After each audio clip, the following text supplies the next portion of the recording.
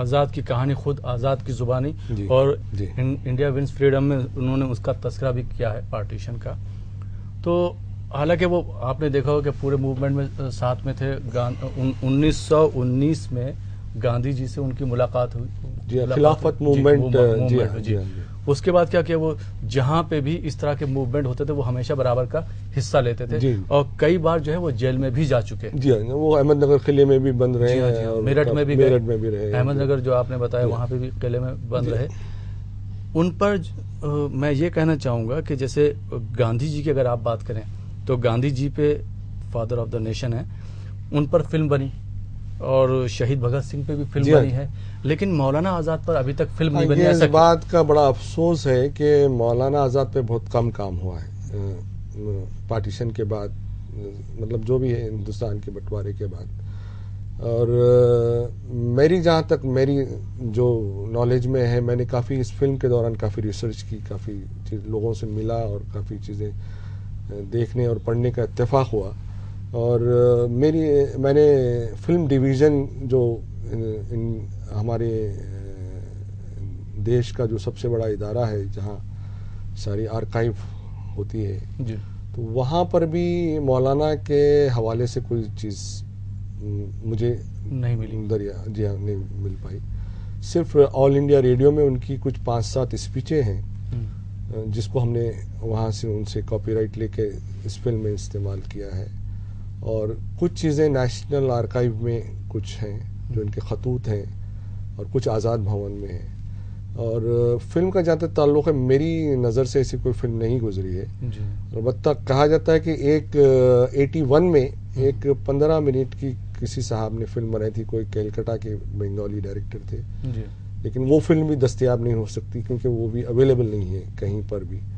تو یہ ہماری پہلی کوشش ہے کہ ان کے اوپر اس طرح کا کام کیا جائے, کیونکہ یہ مولانا کے اوپر کام کرنے سے ہم لوگوں کے لیے بڑی یہ ہے کہ ہماری لیے باعث فخر کی بات ہے کہ ہم لوگ ان کے بارے میں جان سکیں, پڑھ سکیں, ان کی قربانیاں, ان کی دیش کے لیے انہوں نے کیا کیا ہے, اس کو یاد کر سکیں. اور یہ ایسا نہیں ہے کہ یہ فلم ہندو اور مسلمانوں کے, ایسے بیسیکلی یہ فلم ہے ایک ایسے شخص کے بارے میں جو کہ اپنی ساری زندگی تقریباً انہوں نے اپنی زندگی کا آپ یہ لگائیے کہ 75% حصہ انہوں نے جیل میں گزارا. جی ہاں, جو ایسا شخص ہو جو کہ اس نے سوائے جیل کے اور کچھ نہیں دیکھا.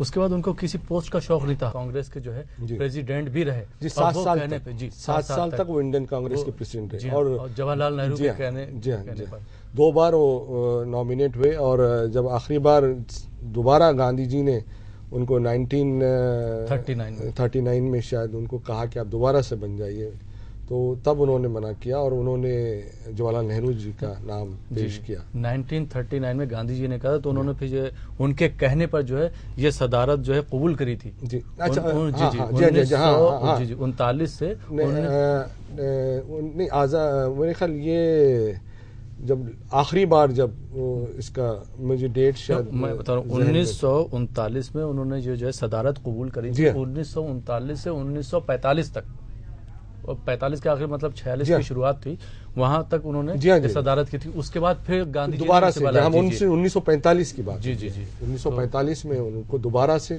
کانگریس کا صدر چننے کے لیے جو بات کی گئی تھی, تو انہوں نے پھر منع کر دیا تھا کہ جواہر لال نہرو کو جو ہے صدر بنایا گیا تھا. تو وہ دیکھا جائے کہ وہ پوسٹ کے بھی کسی کے خواہش مند نہیں تھے, اور نہ ہی انہوں نے کچھ اپنے نام پہ سرمایہ اکٹھا کیا. ایک قوم کے لیے لگے رہے, ایک ملک کے لیے لگے رہے, اور انہوں نے بہت کچھ ہمارے ملک کو دیا ہے, آزادی دی ہے, اور اس کے بعد اگر ہم آج بھول جاتے تو یہ ہمارے لیے بدقسمتی کی بات ہے. دیکھیے کوئٹ انڈیا موومنٹ کتنا بڑا آندولن ہے, کتنا بڑی تحریک, وہ مولانا آزاد کی زیر صدارت جب وہ کانگریس پریزیڈنٹ تھے تبھی وہ چلا, اتنا بڑا موومنٹ. تو کافی ساری موومنٹس ان کے دور صدارت میں چلے ہیں.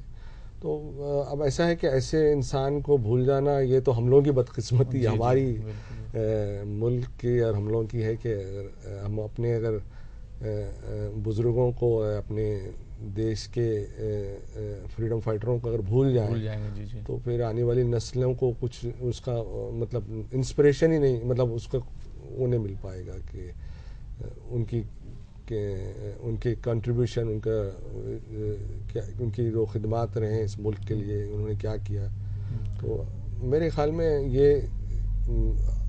کوشش ہر انسان کو کرنی چاہیے، یاد رکھنا چاہیے. کبیر صاحب، ہم آپ سے ایک اور سوال کرنا چاہیں کہ مولانا صاحب کا اردو صحافت میں بہت بڑا رول رہا ہے، اس کے بارے میں آپ کیا کہنا چاہیں گے؟ جی دیکھیے، انہوں نے الہلال نکالا، جی، اور الہلال کی جنگ آزادی میں الہلال کا ایک بہت بڑا رول رہا. جی جی. اور اس اخبار کے خلاف انگریز سرکار نے کئی بار چالان بھی کیے ان کو، اور پہلے تو ان کے 5000 کی ضمانت طلب کی تھی، تو انہوں نے 5000 کی ضمانت نہیں دی. پھر دوبارہ ان سے 10,000 کی ضمانت طلب کی، تو تب 10,000 کی ضمانت بھی انہوں نے نہیں دی ایز اے پروٹیسٹ. یہ نہیں کہ وہ دے نہیں سکتے تھے یا دینا. تو پھر ان کے اخبار کو بند کر دیا گیا، اور جب ان کو شہر سے نکال کے رانچی جیل میں بند کر دیا گیا، رانچی چلے گئے وہ رانچی. تو رانچی سے پھر انہوں نے وہاں سے پھر البلاغ کے نام سے پھر دوبارہ سے انہوں نے اخبار وہاں سے شروع کیا. تو ایک اس دور کی جو اردو صحافت تھی، وہ ایک انہیں جذبہ تھا کہ ایک آزادی کی تحریک کو کس طرح سے مضبوط کیا جائے اور کس طرح سے آگے بڑھایا جائے. اور اردو صحافت کا بہت بڑا رول رہا ہے جنگ آزادی میں. آپ دیکھیے انقلاب زندہ باد جو آج بھی جو نعرہ ہے، یہ بنا اس کے آپ کا پروٹیسٹ ناکام ہوتا ہے. چاہے وہ کسی بھی طرح کا پروٹیسٹ آپ کرنا چاہیں، چاہے کسی بھی پلیٹ فارم سے کرنا چاہیں، وہ ہر آدمی اس اردو کے ان لفظیات کا استعمال کیا بنا ادھورا ہے. انقلاب سیاسی سلوگن ہو گیا. سیاسی نہیں، مطلب کسی بھی طرح کا پروٹیسٹ آپ کرنا چاہتے ہیں، کسی بھی طرح کی ناراضگی ظاہر کرنا چاہتے ہیں، کسی آرگنائزیشن کے خلاف ہو، کسی تنظیم کے خلاف ہو، کسی تو. اور خاص طور پہ مولانا کا جو اردو صحافت کے لیے انہوں نے پہلا اخبار جو تھا مولانا کا، جو یہ اخبار یہ تصاویر کے ساتھ ہوتا تھا.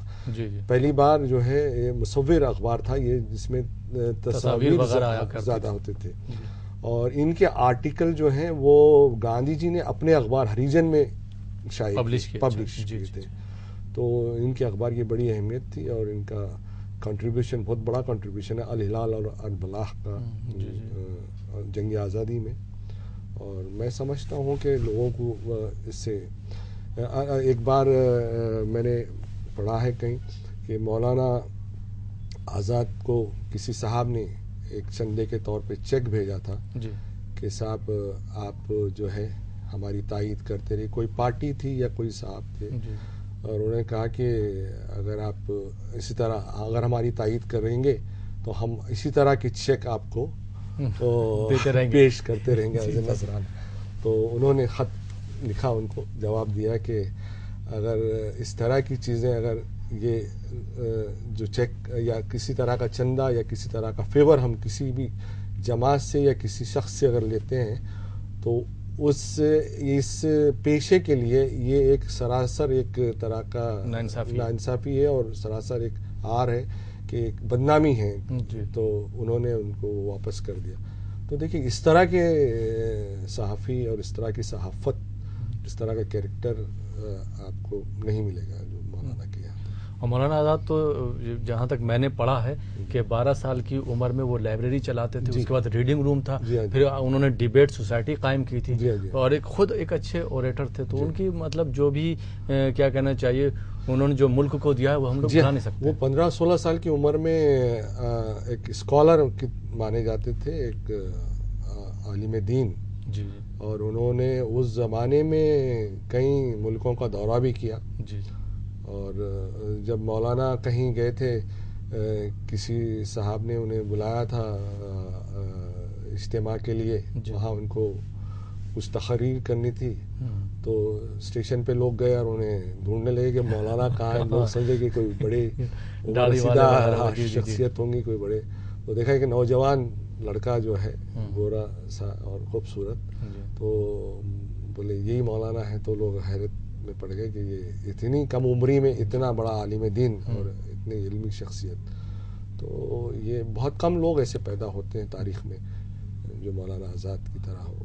اور کئی مطلب وہ ایک صحافی بھی ہیں, ایک رہنما بھی ہیں, اور ایک عالم دین بھی ہیں. تو اس طرح کے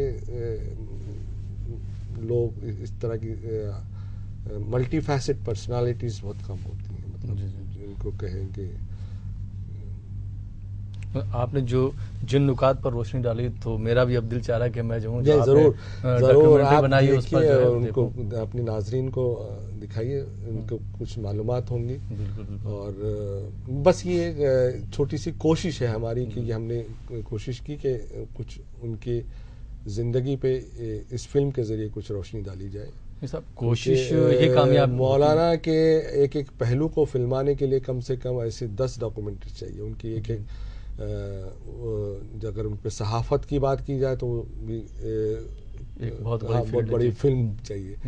تو اس طرح سے یہ ایک بریف ہے, سمجھیے کہ تھوڑا سا ان کے بارے میں. لیکن پھر بھی میں صاحب آپ کو داد دیتا ہوں کہ آپ نے اس پر سوچا اور آپ نے اس کو عملی جامہ پہنایا اور ایک جو ہے ڈاکیومنٹری بنائی. ناظرین, ابھی آپ گفتگو سن رہے تھے جناب کبیر صاحب کے ساتھ میں. اسی کے ساتھ ہمارا یہ پروگرام خاص ملاقات ختم ہوتا ہے. مجھے امید ہے کہ آپ کو یہ پروگرام ہمارا ضرور پسند آیا ہوگا. جاتے جاتے اپنے مہمان کا ضرور شکریہ ادا کرنا چاہوں گا. جی کبیر صاحب, آپ ہمارے اسٹوڈیو میں تشریف لائے, آپ کا بہت بہت شکریہ. اور آپ کا بھی بہت بہت شکریہ کہ آپ نے مجھے موقع دیا کہ میں اپنے کچھ خیالات آپ کے سامنے رکھ سکوں. جی جاتے جاتے آپ ہمارے ناظرین کو کچھ پیغام دینا چاہیں گے؟ میں یہ کہوں گا کہ تعلیم بہت ضروری ہے کسی بھی قوم کے لیے. اور جہاں تک جیسے مولانا آزاد اور سر سید نے ہمیں جو راہ دکھائی ہے, جو راستے, کہ تعلیم اگر مکمل نہ ہو, اگر انسان اگر پڑھا لکھا نہ ہو تو اس کے لیے اسی طرح سے ہے, ایک اسی جہالت میں وہ مبتلا رہتا ہے اور کسی اچھے اور برے کی تمیز نہیں کر پاتا ہے. تو اسی لیے یہ ہے کہ ہر طبقے کے ہر انسان کو جو ہے تعلیم کی طرف توجہ دینی چاہیے. ہماری سوسائٹی کو سب سے زیادہ اہمیت تعلیم کے اوپر ہونی چاہیے. ناظرین, اسی کے ساتھ اپنے دوست احمد راحیل پاشا کو اجازت دیجیے. مجھے امید ہے کہ آپ کو یہ پروگرام ہمارا پسند آیا ہوگا. آج ہمارے کبیر صاحب نے جو ہمارے وزیر تعلیم رہے ہیں مولانا ابو کلام آزاد, ان کی حیات پر روشنی ڈالی, ان کی زندگی کے بارے میں جو ڈاکیومنٹری بنائی, یقینی طور پر وہ بہت بہترین فلم ہے.